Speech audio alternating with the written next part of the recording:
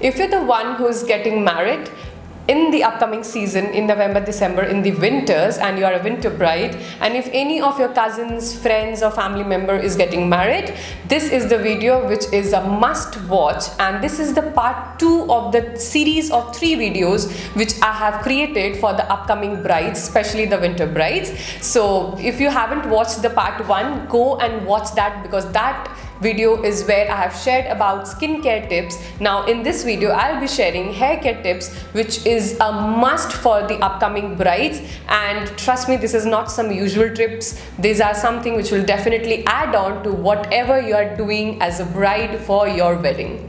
So to know more about all the tips, whatever I'll be sharing, keep on watching the video till the end. Hello friends, welcome back to my channel, Miss Harshha. My name is Harshha. I'm a professional makeup artist and an educator, a fashion beauty makeup influencer, a makeover and bridal consultant, an aromatherapist and a cosmetologist as well. In this video, I'll be sharing a lot of hair care advices, tips which you can follow before your wedding during your courtship period, which will actually ensure that you have a healthy looking hair without going over the board and just experimenting with the free advices and ideas you get during your courtship period from everybody around you. Okay, so what to do for your hair? So first of all, I would like to tell that before going for any kind of chemical treatment, know the effects and the side effects of that chemical treatment. For example, if you are going for a hair straightening or smoothing because it's your marriage, so let me tell you that it is not a permanent solution. Okay, it is called a permanent straightening, but it is permanent just for 10 to 11 months, not more than that, and then again you will have a regrowth and you have to go again for this touch up, the straightening of the new growth, then again and then again. So it's a chain process which does not end. So before going, you can go for that completely, it's your choice, but I just want to knock on your awareness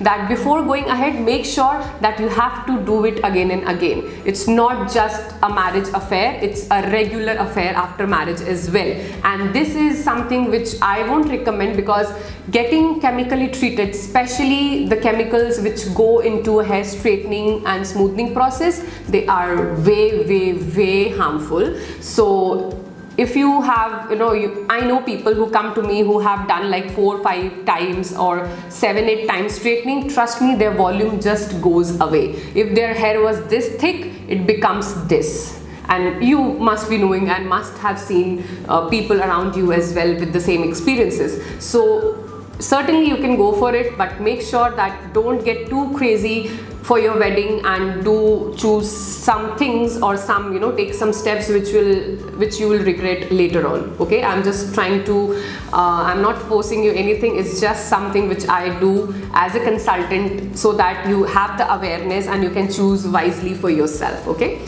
so this was the first tip. Second tip is, if you are going for any kind of hair spa treatments regularly, trust me, hair spa is something, the effect lasts till the first wash, or if you have gone for any high-end hair spa treatment, it will maybe last for 2 to 3 wash, and then again your hair will be back to the same. So even if you're getting married, don't go crazy about the hair treatments and hair spas, because that is not something which will permanently change the texture of your hair. That is only possible with a regular hair care routine to have a good hair oil customized for yourself, which can actually take care.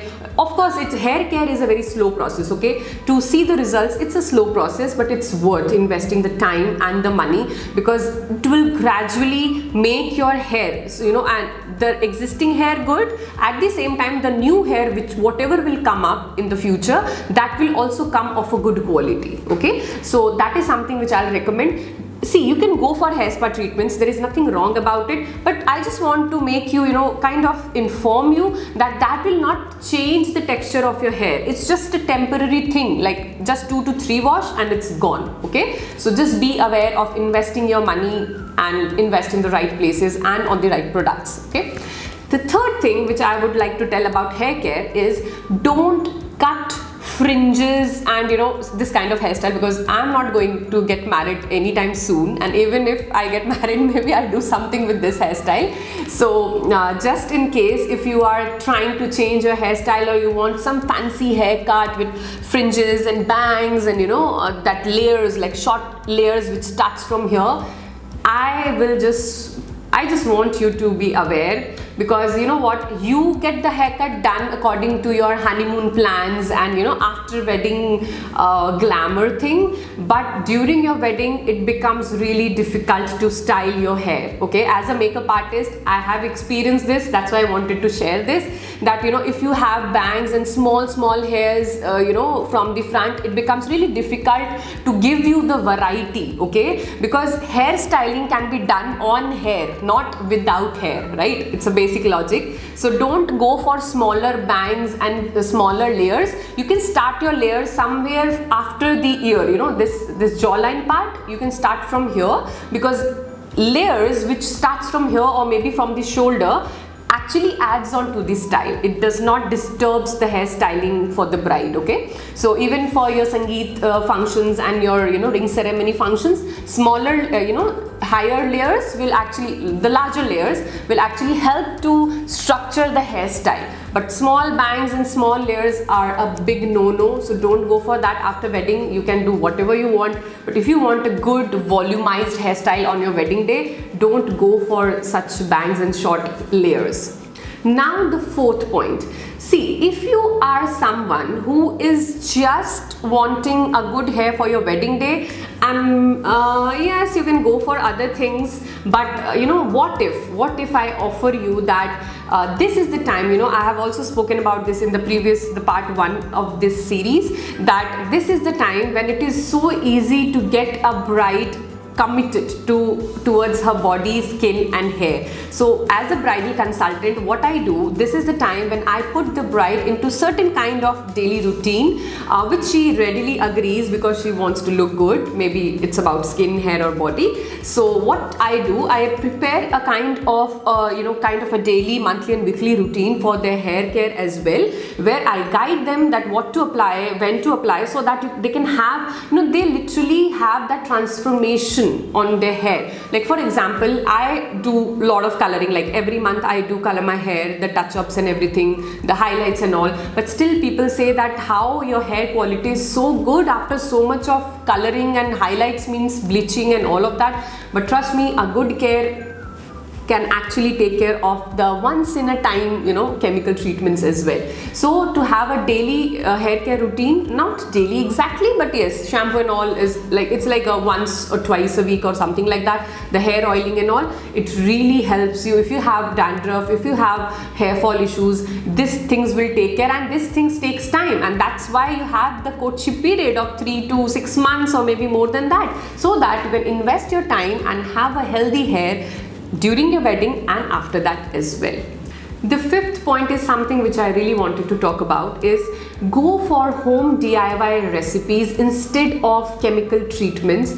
They are cheaper, they are healthier, they are much safer than chemical treatments. Yes, chemicals do make you feel like, wow, what a hair you have, and it transforms, but it's not permanent, dear. That's the thing which actually bothers me. So you can go for natural home remedies. You can always have recipes customized according to you. If you are going forward with the bridal consultancy with me, I'll help you out with that according to your scalp type, your hair type and your routine. I'll customize some DIY recipes for you, which you can always apply in your hair at the comfort of your home and have some amazing results. Nature is powerful. We don't underestimate the power of nature. Nature has all the powers to gift and nourish and take care of another thing, which is your body, which is also a part of nature. So nature helping nature, nature receiving from nature. I guess you get it. Okay, so this is what I wanted to talk about in the fifth point. Now let's talk about the sixth point. So whenever it comes to hair care, you have to know one more thing, that people want to color their hair during their wedding.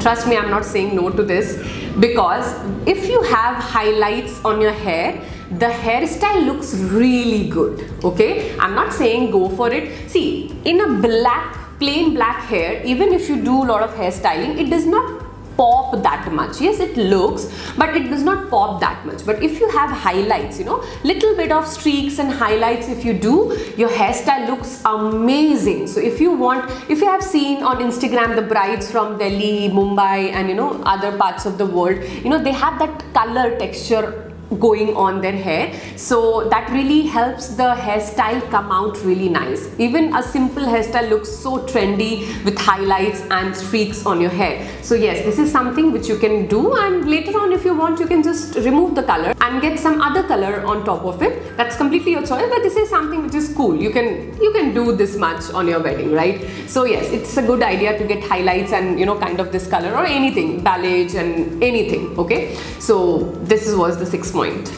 Last but definitely not the least, the point is basically related to the things which you need to take care just before the wedding. Is first of all, whenever you go for a bridal makeup, don't use conditioner or serum. You might think like, you know, my hair will be softer, shinier and all, but trust me, when it comes to hairstyling, your hairstylist will have a very, very difficult time styling your hair, because with conditioners and serums, your hair becomes too silky and it's not good. It's good to flaunt naturally on your normal days, but it's not a good idea for, you know, getting a hairstyle done, because the more the rough the texture, because of the, you know, color and all, the more the hairstyling stays and it becomes easier. And whatever is required to make your hair flexible, that the hairstylist already has the products, the styling products which they use. But just go and have a shampoo. Don't go for any other treatments. And one more experience just connected to this, I would like to share that once I was having a bride last year only during the December time. She went for, I don't remember the treatment which she named, but it was some kind of very high-end hair treatment she went for. And oh my god, naturally her hair was like butter, but I was like, literally took me double the time which I normally take to style her hair. And whatever, no matter whatever I was doing, the curls were opening up, you know, whatever I am doing, it is not staying there in place, because her texture was like some kind of treatment, I don't remember exactly, but the hair was like mirror, you know, it was shining and slipping like mirror, okay, like butter. So it's a complete no-no for styling purposes. You can get it done just after the wedding if you get time, or just I'll say don't do those things, because that's not favorable for your hairstylist, and you cannot have good hairstyles if you have such silky hair. Silky hair is a big no-no for hairstyling, but a big yes for having on a daily basis. Okay, so don't apply any serum or any kind of conditioner, just a shampoo before